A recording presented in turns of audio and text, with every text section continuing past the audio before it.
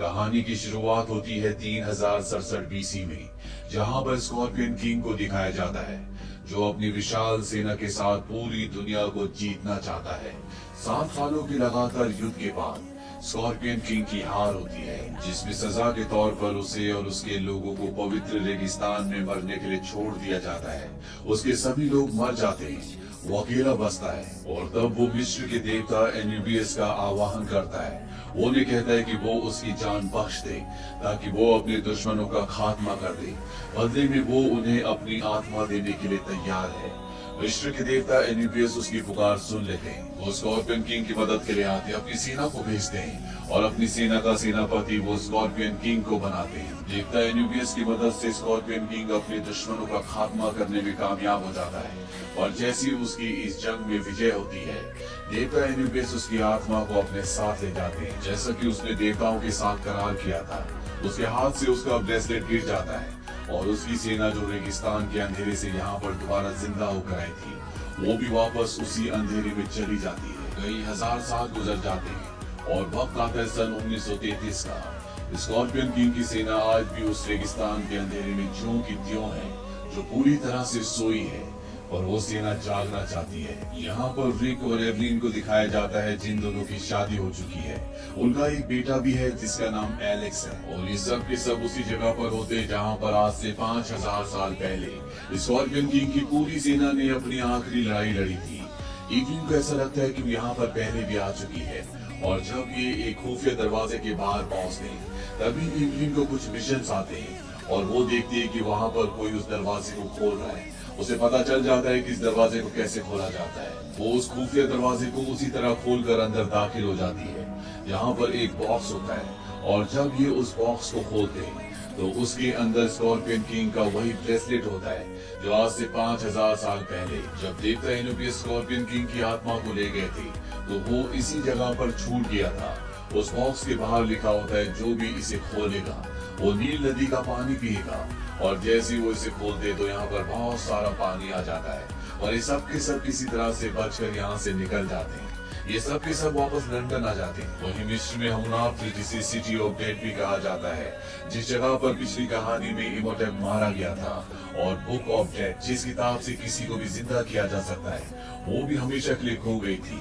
वहाँ पर कुछ लोग खुदाई कर रहे होते हैं और खुदाई के दौरान उन्हें अंधेरी दुनिया की वो किताब जिसे बुक ऑफ द डेड कहा जाता है, जिससे किसी को भी जिंदा किया जा सकता है, वो मिल जाती है। साथ ही साथ इन्हें इमोटेब की डेड बॉडी भी मिल जाती है, जिसे ढूंढ रहे होते हैं।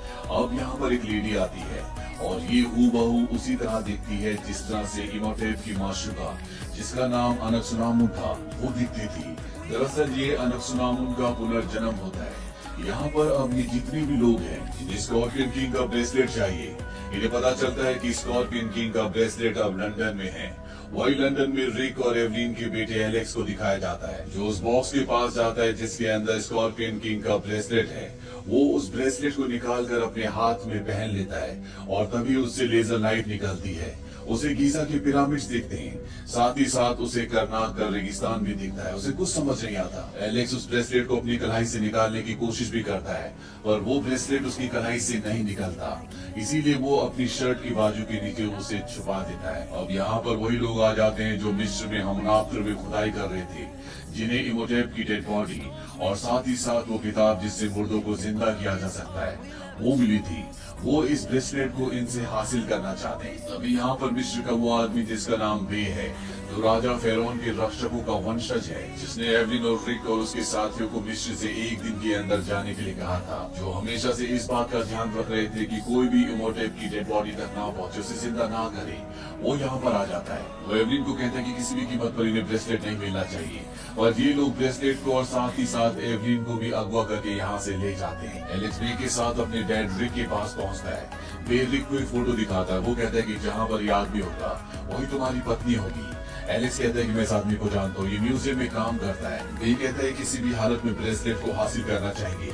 एलेक्स कहता है कि तुम लोगों को घबराने की जरूरत नहीं है, और वो अपनी कलाई पर इन सब को ब्रेसलेट दिखाता है। ये सब के सब अब गाड़ी से म्यूजियम की तरफ जाते हैं। रास्ते में बे इन सब को बताता है कि अब जब तुम्हारे बेटे ने स्कॉर्पियन किंग का ब्रेसलेट पहन लिया है, तो वो 7 दिनों में जिंदा हो जाएगा, और अगर उसे मारा नहीं गया तो वो एन्यूबियस की सेना को जगाएगा, जिसके बाद वो इस पूरी दुनिया को अपने कब्जे में ले लेगा और जो कोई भी स्कॉर्पियन किंग को मारेगा वो उसकी सेना को पाताल में भेज पाएगा और इसके बाद वो इस पूरी दुनिया पे राज करेगा। इसीलिए कुछ लोग इमोटेप को जिंदा करना चाहते हैं ताकि वो स्कॉर्पियन किंग को मार दे और उसके बाद उन लोगों का और इमोटेप का इस पूरी दुनिया पे राज हो। वही म्यूजियम में दिखाया जाता है जहाँ पर इमोटेप को एक बार फिर से जिंदा कर दिया जाता है। उसके पास अनसुनामुन आती है। ये दोनों एक दूसरे से मिस्र की प्राचीन भाषा में बात करते हैं, यानी कि ये अनसुनामुन का दूसरा जन्म तो है पर उसे अपने पिछले जन्म की सारी बातें याद है। इसके बाद ये उस बॉक्स को भी खोलते हैं जिसके अंदर स्कॉर्पियन किंग का ब्रेसलेट है और उसके अंदर ब्रेसलेट नहीं होता। इमोटेप एवलिन को आग में फेंकने का ऑर्डर देता है और जैसे उसे आग में फेंका जाता है वहाँ पर रिक आकर उसे बचा लेता है और ये सब के सब म्यूजियम से बाहर निकलकर डबल डेकर बस से यहाँ से निकल जाते हैं। वही म्यूजियम के अंदर इमोटेप को दिखाया जाता है जो कुछ ममीज योद्धा को जिंदा करता और इनके पीछे भेजता है। वो ममीज इन सबको मारने की कोशिश भी करती है और रिक एवलिन और उसके सभी साथी सभी ममीज को खत्म कर देते हैं। यहाँ पर रिक के बेटे एलेक्स को ये लोग अगवा करके अपने साथ ले जाते हैं। हालांकि एलेक्स उनका पीछा करने की भी कोशिश करता है पर वो अपने बेटे को नहीं बचा पाता। एलेक्स को एक ट्रेन में ले जाया जाता है जहाँ पर उसके सामने एमोटेप आता है। एमोटेप उससे कहता है कि तुमने इस ब्रेसलेट को पहना है, इसका मतलब तुम्हें एम शेयर का रास्ता पता है। ये वो जगह होती है जहाँ पर स्कॉर्पियन किंग जिंदा होगा। एलेक्स कहता है कि अगर मैं रास्ता भूल गया तो। दरअसल एलेक्स ने उस जगह के विजन देखे होते हैं और ये हाथ में जो उसने ब्रेसलेट पहना है ये उसे उस जगह का रास्ता बताएगा। इमोटेप कहता है कि अगर तुम 7वें दिन तक उस पिरामिड में नहीं पहुंचे तो तुम मारे जाओगे।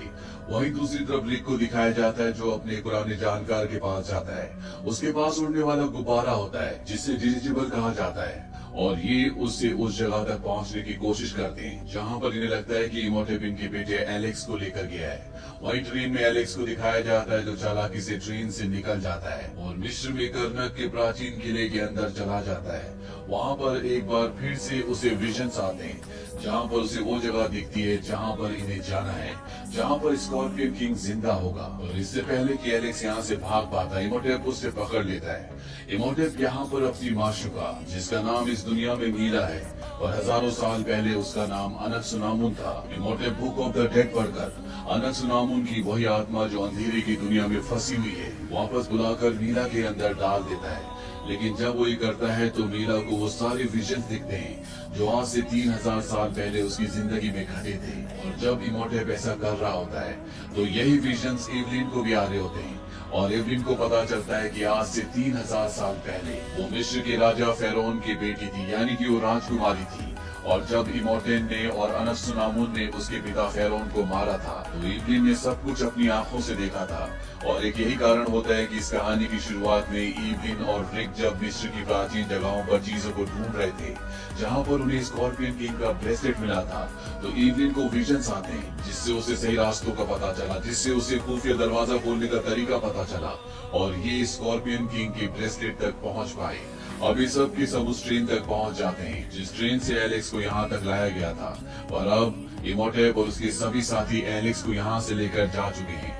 और जब ये अंदर जाते हैं तो ये देखते हैं कि वहाँ पर मिट्टी से एक जगह का मॉडल बना होता है।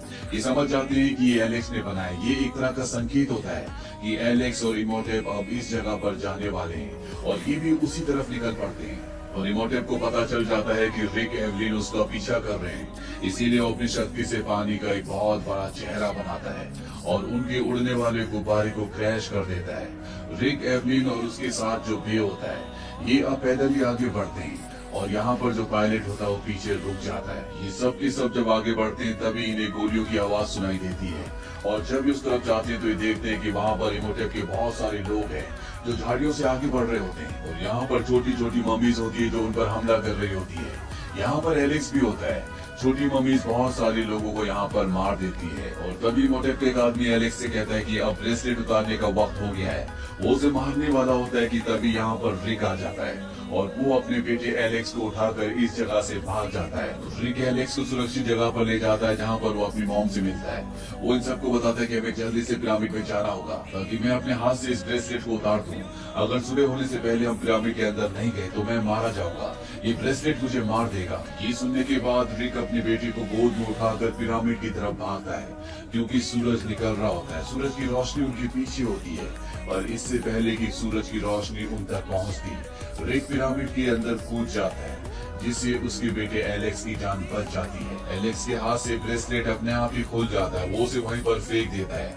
वहीं पिरामिड के बाहर ही दिखाया जाता है जहाँ पर एलेक्स की मॉम एवलिन और उसका भाई पहुंच चुके हैं। और तभी वहां पर अनसुनामुन आ जाती है और वो एवलिन को चाकू मारकर वहां से निकल जाती है। एवलिन की मृत्यु हो जाती है जिससे रिक को बहुत दुख होता है। वो पिरामिड के अंदर इमोटेप और अनसुनामुन को मारने के लिए पहुंच जाता है। वहीं पिरामिड के अंदर दिखाया जाता है कि स्कॉर्पियन किंग जागने से पहले इमोटेप की पूरी शक्तियां छीन लेते हैं, यानी कि अब वो आम इंसानों की तरह है। और उसके अलावा स्कॉर्पियन को मारकर एन्यूबियस की पूरी सेना को पाताल लोक भेजकर धरती का राजा बनने का होता है। वहीं दूसरी तरफ इमोटेप के एक आदमी को दिखाया जाता है जिसे ब्रेसलेट मिल जाता है जो एलेक्स ने फेंका होता है।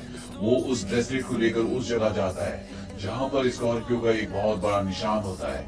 वो उसके अंदर अपने हाथ को डालता है जिसमें उसने ब्रेसलेट पहना होता है, यानी कि उसने एन्यूबियस की सेना को जगा दिया है जो बाहर रेगिस्तान से होते हुए इस जगह बहुत जल्दी पहुंच जाएगी। और बाहर भी अपनी पूरी सेना को लेकर एन्यूबियस की सेना का मुकाबला करने के लिए खड़ा है। वो किसी भी कीमत पर उस पूरी सेना को खत्म करना चाहता है क्योंकि वो जानता है कि अगर ये सेना खत्म नहीं हुई तो पूरी दुनिया खत्म हो जाएगी। वहीं पिरामिड के बाहर इवलिन का भाई और उसका बेटा एलेक्स इवलिन की मौत से बहुत परेशान होते हैं। इवलिन का भाई कहता है कि अगर हमें अंधेरी दुनिया की वो किताब मिल जाए जिससे मरे हुए लोगों को जिंदा किया जा सकता है तो हम इवलिन को बचा सकते हैं। इसीलिए वो पिरामिड के अंदर जाते हैं जहाँ पर बड़ी चालाकी से अनसुनामुन से वो किताब हासिल कर लेते हैं। इवलिन के बेटे को मिस्र की पुरानी भाषा पढ़नी आती है, इसीलिए उस किताब को पढ़कर वो अपनी मॉम को यानी कि इवलिन को जिंदा कर देता है। इवलिन के जिंदा होने के बाद इवलिन और अनसुनामुन के बीच में लड़ाई होना शुरू हो जाती है। वहीं दूसरी तरफ इमोटेप को दिखाया जाता है जो स्कॉर्पियन किंग को जगा रहा होता है क्योंकि वो स्कॉर्पियन किंग को मारकर इस पूरी दुनिया पर राज करना चाहता है। और तभी वहां पर रिक पहुंच जाता है और वो इमोटेप के ऊपर हमला कर देता है। इन दोनों के बीच में हाथापाई होना शुरू हो जाती है और तभी यहाँ पर दिखाया जाता है कि स्कॉर्पियन किंग जाग चुका है। यह पहले जैसा नहीं रहा जैसे आज से 5000 साल पहले था। अब ये पहले से बहुत ज्यादा शक्तिशाली है। इसका आधा शरीर इंसान का और आधा स्कॉर्पियन का होता है। वो सबसे पहले इमोटेप की तरफ बढ़ता है क्योंकि वो उसे मारना चाहता है, पर इमोटेप यहाँ पर अपना इरादा बदल देता है। वो समझ चुका है कि वो चाहकर भी स्कॉर्पियन किंग को मार नहीं सकता, इसीलिए वो उसके आगे अपना सर झुका लेता है। वो कहता है कि मैं आपका गुलाम हूँ। साथ ही साथ वो रिक की तरफ इशारा करता है। वो कहता है कि ये आपको मारना चाहता है। स्कॉर्पियन किंग अब रिक की तरफ बढ़ता है। रिक स्कॉर्पियन किंग का सामना नहीं कर सकता क्योंकि वो बहुत शक्तिशाली है। और जब वो पीछे हट रहा होता है तभी वो दीवार पर एक खुदा हुआ चित्र देखता है जिसमें एक आदमी होता है जिसके हाथ में एक बहुत लंबा भाला है और उस भाले से वो स्कॉर्पियन किंग को मार रहा है। रिक समझ जाता है कि इस भाले से स्कॉर्पियन किंग को मारा जा सकता है। तभी वहां पर एवलिन का भाई जोनाथन आ जाता है। उसके पास वो भाला होता है, दरअसल वो खुला नहीं होता। ये भाला इन्हें खुदाई के दौरान मिला था और इन्हें इसके बारे में कुछ भी नहीं पता होता। पर अब रिक जान चुका है। रिक जोनाथन से कहता है कि भाला ऐसे खोलो और मेरी तरफ फेंको। जोनाथन ऐसे करता है, वो भाले को खोलकर उसकी तरफ फेंकता है, पर बीच में इमोटेप आ जाता है जो उस भाले को पकड़ लेता है। वहीं बाहर भी और उसकी सेना को दिखाया जाता है जो एन्यूबियस की सेना से लड़ रहे होते हैं क्योंकि अब वो सेना जिंदा हो चुकी है। वो उस पूरी सेना को हरा देते हैं, पर अगले पल वे देखता है कि दूर से एक बहुत बड़ी सेना उन्हीं की तरफ आ रही है और इस सेना को हराना पूरी तरह से नामुमकिन है। वहीं पिरामिड के अंदर इमोटेप को दिखाया जाता है जिसके पास वो भाला है जिससे स्कॉर्पियन किंग को मारा जा सकता है और अगर उसने उसे मारा तो वो इस पूरी दुनिया में सबसे शक्तिशाली होगा। पूरी दुनिया को उसका गुलाम बनना होगा। स्कॉर्पियन किंग आग में फंस चुका होता है क्योंकि यहाँ पर रिक ने उसके चारों तरफ आग के बड़े बड़े ड्रम्स गिरा दिए होते हैं और इमोटेप इस मौके का फायदा उठाकर उसकी तरफ वो भाला फेंकता है। पर इससे पहले कि वो भाला उसे लगता, रिक उस भाले को पकड़ लेता है और जैसे स्कॉर्पियन किंग उसके ऊपर हमला करता है तो वो उस भाले को उसके दिल के आर पार कर देता है और कहता है कि जाओ और अपनी सेना को भी नर्क में ले जाओ। स्कॉर्पियन किंग की आत्मा राख बन के मिस्र के पिरामिड के ऊपर उड़ जाती है। वहीं बाहर दिखाया जाता है जहाँ पर बे की तरफ बहुत बड़ी सेना आ रही होती है। वो पूरी सेना भी नष्ट हो जाती है क्योंकि स्कॉर्पियन किंग मारा जा चुका है। स्कॉर्पियन किंग की आत्मा पिरामिड से टकराती है जिससे पूरा पिरामिड हिल जाता है। अब पूरा पिरामिड गिरने वाला है। रिक और इमोटेब उस जगह लटके होते हैं जहाँ पर नीचे पाताल की गहराई है। रिक अपनी पत्नी एवलीन को बोलता है कि तुम यहाँ से चली जाओ, लेकिन वो अपनी जान पर खेलकर रिक को बचाने के लिए आती है। वहाँ पर इमोटेब भी होता है। इमोटेब अनुसुनामुन को, जिससे वो सदियों से प्यार करता है, उसे मदद के लिए बुलाता है, पर वो उसकी मदद किए बगैर वहाँ से चली जाती है। इस बात से उसे बहुत गहरा दुख पहुँचता है और वो अपने आप को पाताल की गहराइयों में, जहाँ पर लाखों काली आत्माएं हैं, उस गहराई में छोड़ देता है और इस तरह से उसका खात्मा हो जाता है। अनुसुनामुन यहाँ से बाहर निकलने की कोशिश कर रही होती है, पर तभी वो उस जगह गिर जाती है जहाँ पर बहुत सारे कीड़े होते हैं जो कि बहुत खतरनाक होते हैं और वो उसे मार देते हैं। वहीं रिक, एवलिन, उनका बेटा और एवलिन का भाई, ये सब की सब यहाँ से बाहर निकलना चाहते हैं, पर बाहर निकलने के सारे रास्ते बंद हो चुके हैं। सीधे इन सबको ऊपर टॉप की तरफ जाना पड़ता है और जब ये टॉप पर पहुंच जाते हैं तो इनका वो साथी आ जाता है जिसके पास बलून वाला फ्लाइंग ऑब्जेक्ट है।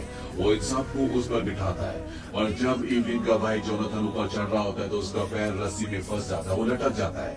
वो देखता है कि पिरामिड के ऊपर एक बहुत बड़ा हीरा है। वो उस हीरे को पकड़ लेता है और ये सब यहाँ से ऊपर निकल जाते हैं। नीचे पूरा का पूरा पिरामिड रेत में धंस जाता है और जब ये अपने घर की तरफ जा रहे होते हैं तो नीचे बे को दिखाया जाता है, जो इन्हें एक बार फिर से शुक्रिया कहता है क्योंकि इन सब ने एक बार फिर से दुनिया को गुलाम होने से बचा।